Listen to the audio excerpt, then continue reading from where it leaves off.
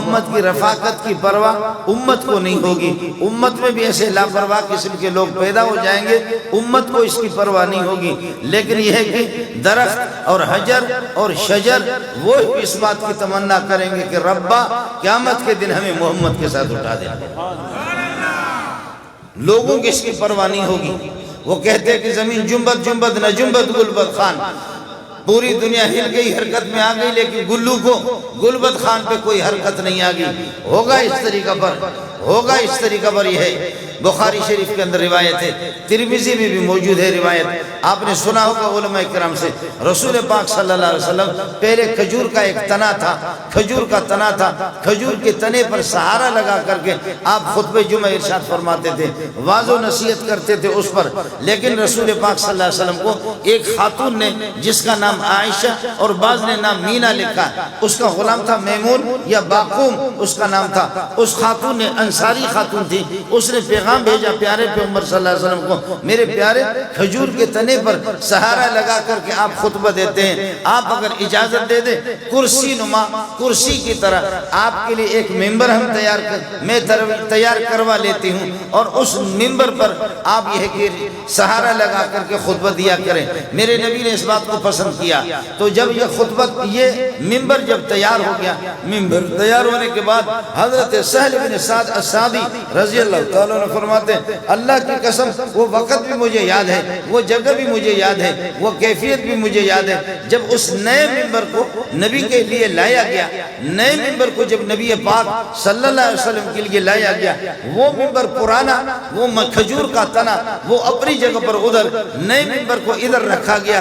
جب رسول پاک اس کے پاس سے قریب گزر کر کے اس کو جب چھوڑا، اس نئے ممبر پر حضرت اقدس صلی اللہ علیہ وسلم جب تشریف فرما ہو گئے، اچانک اس سے رونے کی آواز آ گئی۔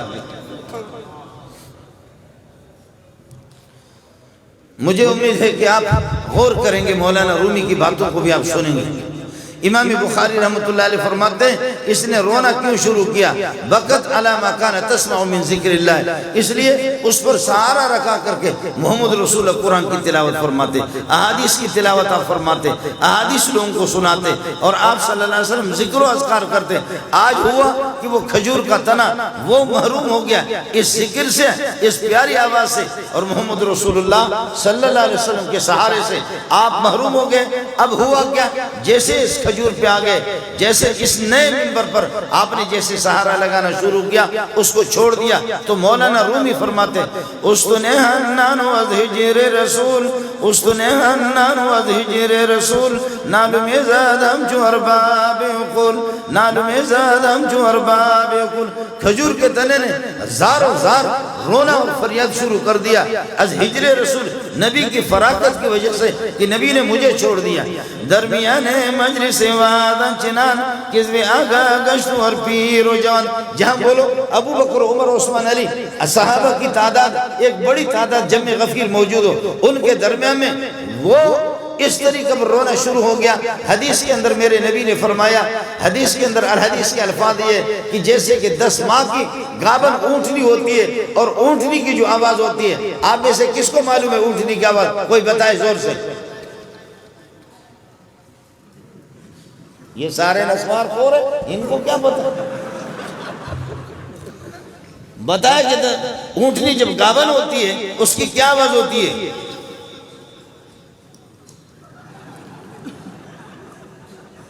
میں آپ کو بتا دیتا ہوں۔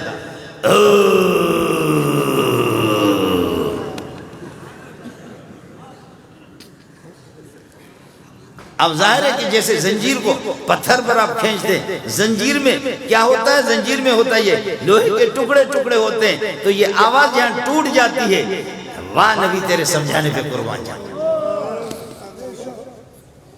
کیسے سمجھایا؟ ایک یہ ہے کہ اللہ آپ کا بھلا کرے، آپ ایک لوہے کو کھینچے، اور ایک یہ ہے کہ زنجیر کو جب کھینچے، زنجیر کو لوہے کے ٹکڑے ٹکڑے ہوتے ہیں، اس کو کھینچا jata ہے، تو پھر یہ کہ آواز ایک نہیں رہتی۔ جیسے میں کہتا ہوں اللہ،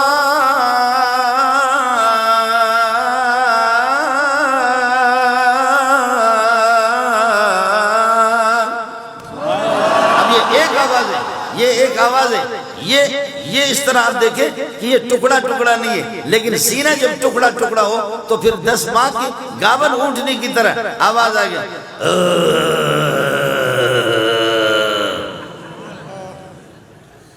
یہ حدیث کے الفاظ ہیں، میرے نبی فرماتے ہیں جیسے گاون اونٹنی ہوتی ہے اور اس کی جو فریاد ہوتی ہے، اس قسم کی فریاد اس کی۔ اب یہ ٹکڑے آواز جب یہ کہ ٹوٹ رہی ہے، آواز کے ٹکڑے ٹکڑے ہو رہے ہیں، اس کی وضاحت بھی مولانا رومی نے کی، ابھی آپ کو بتاتا ہوں۔ درمیان مجلس ماوازان چنان کس میں آگا گشت اور پیر و جوان، پوری مجلس کے اندر صحابہ کی مجلس میں اس نے ماتم کرنا شروع کر دیا، رونا شروع کر دیا۔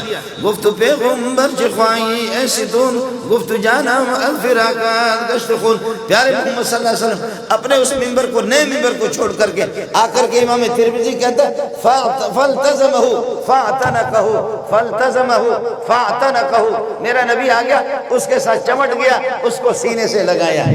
ارے کچھ تو کرو۔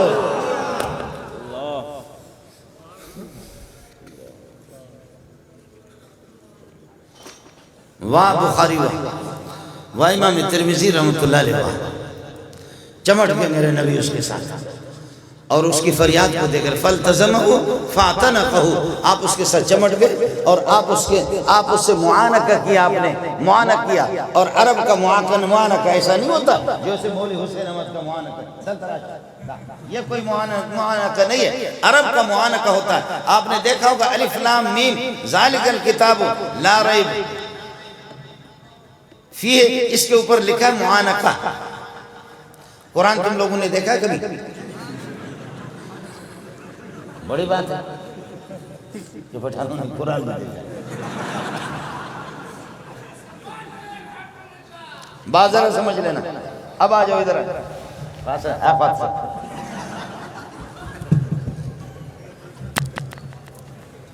عرب کے ہاں معانقہ یہ ہوتا ہے، عرب کے ہاں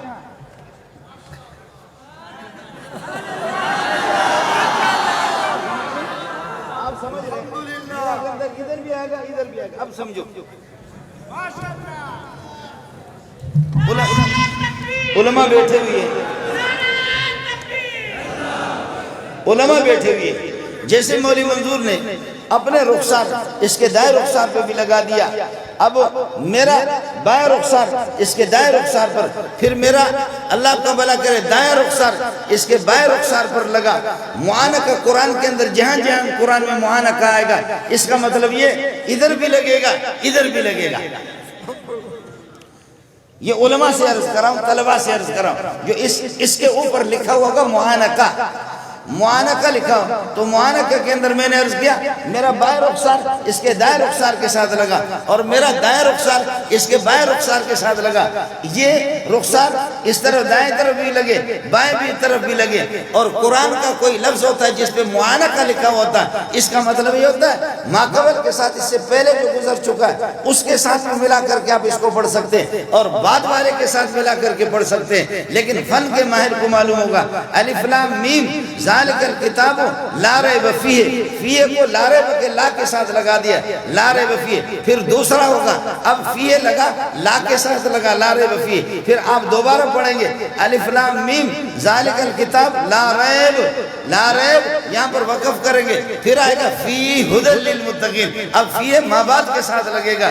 یہ میرے نبی نے اپنے رخسار مبارک اس کے ساتھ دائیں طرف لگائے، بائیں طرف لگائے۔ یہ پٹھان والا معانقہ نہیں تھا، یہ عربوں والا معانقہ تھا، عرب اس طرح معانقہ کرتے ہیں۔ اللہ کے لیے کون سا منحوس ہوگا جو محمد کی رفاقت سے، محمد کے حسن و جمال سے روگردانی کر کے وہ اپنے لیے کوئی یار تلاش کرے گا۔ محمد سے کوئی اگر خوبصورت ہے تو وہ بتا دو، آپ کی کتاب سے جو کتاب لائے ہو اس سے زیادہ کوئی خوبصورت ہے تو پھر بتا دو، آپ کے اخلاق سے کوئی زیادہ خوبصورت اخلاق اگر کسی کے ہیں تو وہ بتا دو، آپ کی نماز سے اچھی کسی کی نماز ہے تو وہ بتا دو، روزے سے، زکوٰۃ سے، حج سے اور آپ کی ایک عبادات سے اچھی اگر اچھا طریقہ کوئی عیسائیت کے اندر اگر آپ کو ملے تو پھر مجھے بتا دو، میں مولوی منظور بھی اپنا اصلاح کر لوں۔ حضرت عمر، میرا نبی ادھر تشریف فرمائے، مشکات جلد اول کے اندر حدیث موجود ہے، ادھر حضرت عمر کو تورات کا کوئی نسخہ مل گیا، حضرت عمر تورات کے اس نسخے کو دیکھ رہا ہے، ادھر ابو بکر ہے، ادھر میرے نبی کی توجہ نہیں ہے۔ حضرت عمر اس تورات کو مطالعہ کر رہا ہے، جیسے میرے نبی کی نگاہ پڑ گئی قرآن کے ہوتے ہوئے تورات کی مطالعہ۔ مولویوں ناراض نہ ہونا، اور تبلیغوں ناراض نہ ہونا، مولویوں ناراض نہ ہونا، اور طالب علموں ناراض نہ ہونا، مجھے معاف کر دینا اللہ واسطے۔ چشم مندر چشم تو در دیگرے، من تماشا تو کنم تو تماشا دیگرے۔ میری نگاہ تجھ پہ لگی ہے، تیری نگاہ کہیں کسی اور پہ لگی ہے، میں تیرا عاشق تھی کسی اور کا عاشق، میری توجہ تجھ میں، تیری توجہ کسی اور میں تیرا تماشا کر رہا تو کسی اور کا، تیرے رب تیرے طرف متوجہ، کتاب تیری طرف متوجہ، اور تیرے جو ہے نا تیری توجہ انگریز کے کناٹ کے اندر لگا ہوا۔ اس کے بعد بھی حافظ حسین احمد صاحب یہ کہ وہ سیرت کا جلسہ مناتا ہے، کہو ربا ہماری توبہ، کہو ربا ہماری توبہ۔ ملا سے بھی قرآن چھوٹ گیا، تبلیغی سے بھی قرآن چھوٹ گیا، آ کر کے جہاں اور تو قرآن کی تلاوت کر کہتے جماعتیں آ گئی، چنانچہ افریقہ میں عجیب نصرت ہوئی تھی، اور تیری زندگی اس میں گزر گئی، جماعتوں کی نصرت۔ ملا سے بخاری کی چھٹی، ترمذی کی چھٹی، نسائی کی چھٹی، اور ابو داؤد کی چھٹی، جو میرے نبی کی زبان مبارک سے 23 سال میں جو ارشادات اور فرامین صادر ہو گئے، صحابہ نے ان کو ٹیپ کیا ہے، ایک چیز بھی نہیں۔ حافظ صاحب کے تو ابھی اللہ کو بھلا کرے ویڈیو پتہ، آڈیو ویڈیو کیا کہتے ہیں، یہ آڈیو ویڈیو، یہ ویڈیو تو آپ کے ابھی آ گئے، میرے نبی ادھر کچھ آپ ارشاد فرما رہے، ایک صحابی کاپی اٹھا کر کے وہ لکھ رہا ہے، اور حضرت صلی اللہ علیہ وسلم کچھ ارشاد فرما رہے، صحابی لکھ رہا ہے ایک بات کو، دوسرے آدمی نے دوسرے صحابی نے ہاتھ سے پکڑا، کہا کیا لکھ رہے ہو؟ نبی کی زبان سے جو کچھ بھی نکلتا ہے اس کو تو لکھ رہا ہے۔ نبی کبھی غصے میں ہوتا ہے، کبھی خوشی میں ہوتا ہے، کبھی دنیا کی بات کر لیتا ہے، کبھی کوئی یہ ہے کہ اللہ کا بھلا کرے دین کی بات کر لے، تو ساری باتیں دین سمجھ کر کے سب کو لکھ لیتے ہو، تو آئندہ تیری یہ کاپی اور تیرا یہ کتابچہ امت کے لیے، امت یہ ہے کہ اس کتابچہ کو پڑھے گی، وہ یہ سمجھیں گے ساری دین کی باتیں جب محمد سے پتہ کرو کہ آپ صلی اللہ علیہ وسلم سے کچھ دینی باتیں ہوں ان کو تو لکھ لو، لیکن دنوی باتیں غیر دینی باتیں وہ نہ لکھا کرو۔ میرے نبی کی نگاہ پڑ گئی، نگاہ پڑنے کے بعد فرمایا کہ کیا کر رہے ہو، کیوں روک رہے؟ فرمایا کہ حضرت میں اس سے کہہ رہا ہوں دینی باتیں لکھے اور غیر دینی باتیں نہ لکھے۔ فرمایا چھوڑو، زبان مبارک کی طرف اشارہ کر دیا، چھوڑو اس کو لکھنے دو، اللہ کی قسم اس زبان سے جو کچھ نکلے گا دین ہی دین، حق ہی حق نکلے گا۔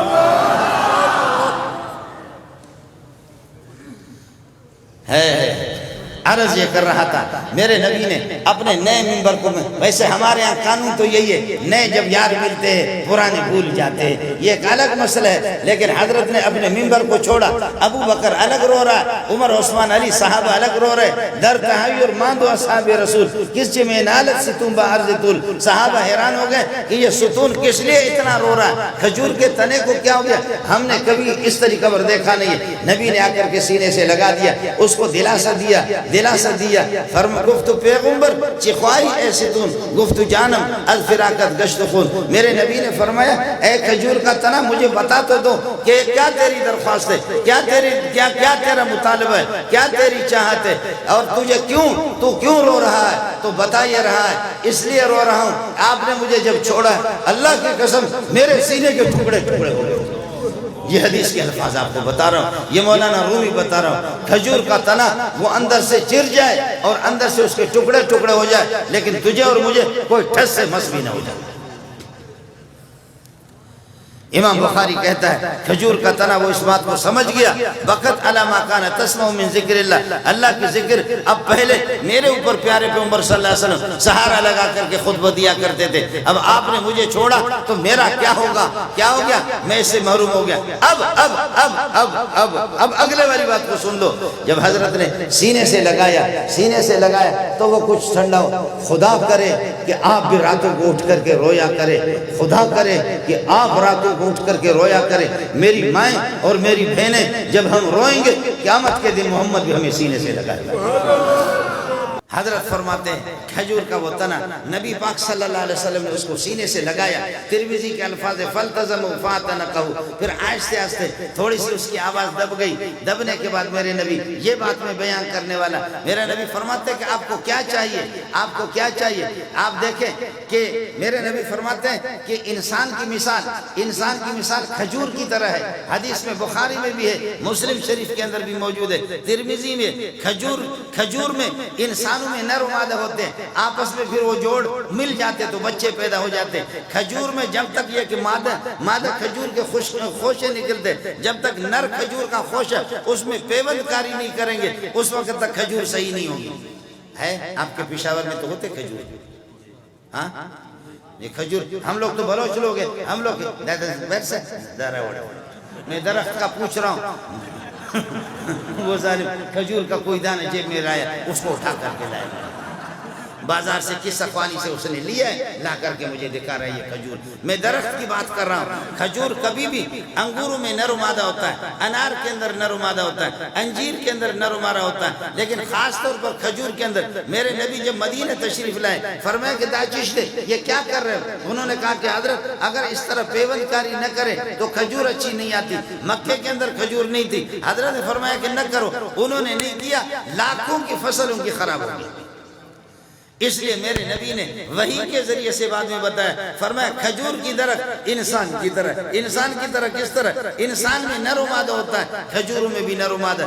انسان کے آپس میں ملاپ ہوتے ہیں پھر بچے پیدا ہوتے ہیں. کھجوروں کے خوشوں کو آپس میں ملاؤ گے تو پھر یہ کہ ہوگا. انسان کے ہاتھ کو کاٹو تب بھی زندہ رہ سکتا ہے, دوسرا ہاتھ کٹ جائے تب بھی زندہ رہ سکتا ہے, پاؤں کٹ جائے تب بھی زندہ رہ سکتا ہے. ایسے بندے آپ کو دیکھنے میں آئیں گے ہاتھ نہیں ہے, پاؤں نہیں ہے, تب بھی زندہ ہے, لیکن ہاتھ بھی ٹھیک, پاؤں بھی ٹھیک, سارا جسم ٹھیک, سر کاٹو اب زندہ ہو تو مجھے دکھاؤ. کھجور میں یہی ہوتا ہے کہ کسی بھی درخت کو اوپر سے آپ نے کاٹا پھر بھی نیچے سے پانی اس کو پھیلایا, پھر بھی اس سے اس کی شاخیں نکلیں گے. لیکن یہ کہ کوئی بھی درخت ہر ایک کی شاخیں نکلتی ہے, لیکن کھجور کو اوپر سے آپ نے کاٹا تو وہ ختم ہو گیا. پھر کھجور کبھی سردی میں ہو یا گرمی میں ہو, کبھی بھی اس کی چھڑیاں اور کبھی بھی اس کے پتے وہ خشک نہیں ہوتے. میرے نبی فرماتے ہیں کھجور کے ایک ایک چھڑی, کھجور کا میوہ, کھجور کا پھل, ہر چیز نفع والے. اللہ نے مسلمان کو اس طرح پیدا کیا وہ اپنے ہاتھ سے نفع پہنچائے, اپنے آنکھوں سے نفع پہنچائے, اپنی زبان سے نفع پہنچائے, اپنے کان سے بھی لوگوں کو نفع پہنچائے. یہ نہیں ہے کہ رازہ پہ میدانہ پری جانا رازہ. یہ کون سا طریقہ ہے؟ میرے نبی نے فرمایا صلی اللہ علیہ وسلم کہ کھجور انسان ہی کی طرح ہے. اب چونکہ کھجور ایک مرتبہ فصل دیتی ہے پورے سال کے اندر, میرے نبی نے سینے سے لگا کر کے فرمانے لگے کیا تیری درخواست ہے؟ آپ کہیں تو میں محمد آپ کے لیے دعا کروں. آپ نے تو ہمارا خطبہ خراب کر دیا. خطبہ موقوف, ابو بکر عمر الگ رو رہے, سارے صحابہ الگ ہو گئے, میرے نبی بھی وہ بھی رونے پر آ گئے. سینے سے اس کو لگایا, فرمایا بتاؤ میں محمد آپ کے لیے دعا کروں, ایسی دعا کروں کہ اللہ پاک آپ کو ویسا ہرا بھرا کر دے. اگرچہ تیرا سر کٹ گیا ہے لیکن محمد کی دعا سے تو واپس تازہ ہو کر کیسا ہوگا. اور پھر ایک موسم میں نہیں ہوگا بلکہ پورے موسم میں آپ کھجور دیں گے. پھر پاکستان والے نہیں, مکے والے نہیں, مدینے والے نہیں, پوری دنیا پورے سال حج کریں گے, عمرہ کریں گے, مدینہ آئیں گے, آپ کے کھجوریں کھائیں گے, لیکن کھجور تیری ختم نہیں ہوگی. دعا, میں آپ کے لیے دعا کروں, یہ سودا کرو, یہ سودا کرو, یہ سودا کرو. اس نے کہا نہیں یا رسول اللہ اپنے کان مبارک میرے قریب کرو, میں اس مطالبے پر راضی نہیں ہوں جو مولانا حسین مطالبہ کرتا کہ بجلی اور گیس ہمیں چاہیے اور کچھ بھی. فرمایا آپ کو کیا چاہیے؟ فرمایا کان اپنے قریب کرو تاکہ کوئی نہ سنے. میرے نبی نے کان اس طرح قریب کر دیا. کان قریب کرنے کے بعد فرمایا کہ پوچھو. فرمایا پیارے میں ہرا بھرا ہونا بھی نہیں چاہ رہا, میں یہ نہیں چاہ رہا کہ تازہ ہو جاؤں, نہیں چاہتا کہ دوبارہ زندہ ہو جاؤں, نہیں چاہتا کہ میرے کھجور حاجی کھائیں. حضرت میرے ساتھ وعدہ کرو, میں آپ کا ممبر تھا, مجھے چھوڑ کر کے آپ نے نیا ممبر اختیار کر دیا, اب مہربانی کرو میرے ساتھ وعدہ کرو قیامت کے دن آپ مجھے بطور ممبر کو اٹھائیں گے.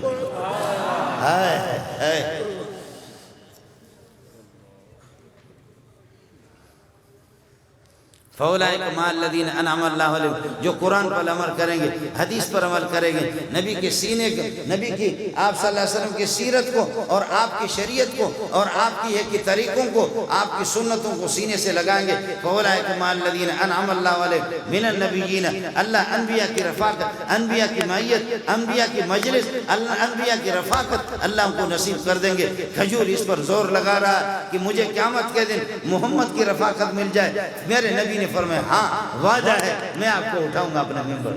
واہ واہ، یہ ہے مطالبہ، یہ ہے مطالبہ۔ اس کے بعد آہستہ آہستہ دست مبارک اس پر پھیرا، اس کی آواز دب گئی۔ اب الفاظ میرے نبی کے سنو، فرمایا فوالذی نفسی بیدی، فوالذی نفسی بیدی لولم فوالذی نفسی بیدی لولم التزم، خدا کی قسم میں محمد اگر اس کو اپنے سینے سے نہ لگاتا لم یزل باقیا الی یوم القیامت، قیامت تک یہ اسی طرح روتا۔ میں نے محمد نے اس کو سینے سے لگایا، میرے سینے سے یہ ٹھنڈا ہو گیا۔ یاد رکھ لو جہنم کی آگ بجھے گی۔ آپ نے پڑھا ہے میرے نبی اپنے صحابی برتن میں پانی لاتا ہے، کہتے ہیں حضرت 150 کی تعداد ہے، 300 500 کی تعداد ہے، وضو کا پانی نہیں ہے۔ فرماتا تھا ابو راوڑا یہ ابو لے کر کے آ جاؤ، برتن لے کر کے آ جاؤ۔ اپنی انگلی مبارک دست مبارک رکھتا ہے تو مورخ کہتا ہے، محدث کہتا ہے دست مبارک سے انگلیوں سے چشمے کی طرف پانی پھوٹ رہا ہے۔ صحابہ پھر یہ کہ وضو بناتے، پانی پیتے، اپنے جانوروں کو بھی دیتے، پانی پھر بھی ختم نہیں ہو رہا۔ یہ پانی کہاں سے پیدا ہو گیا؟ فرمایا کہ نبی کے جسم میں وہ برودت، وہ ٹھنڈک ہے کہ جس سے پانی پیدا ہوتا ہے، اور نبی کے جسم میں وہ برودت ہے کہ جس کی وجہ سے جہنم کی آگ بھی بجھے گی۔ لیکن یہ صرف ان دنوں کی سیرت نہیں ہوتی، پورے سال میں قرآن کا مطالعہ کرو، علماء کے ساتھ اپنا تعلق رکھو، تبلیغی جماعت کے ساتھ اپنا تعلق رکھو، اللہ والوں کے ساتھ اپنا تعلق رکھو۔ اللہ ان کی خدمات جلیلہ کو اپنی بارگاہ میں قبول فرمائے، میرے ٹوٹے پھوٹے ان کلمات کو اپنی بارگاہ میں قبول فرمائے۔ وآخر دعوانا الحمدللہ رب العالمین۔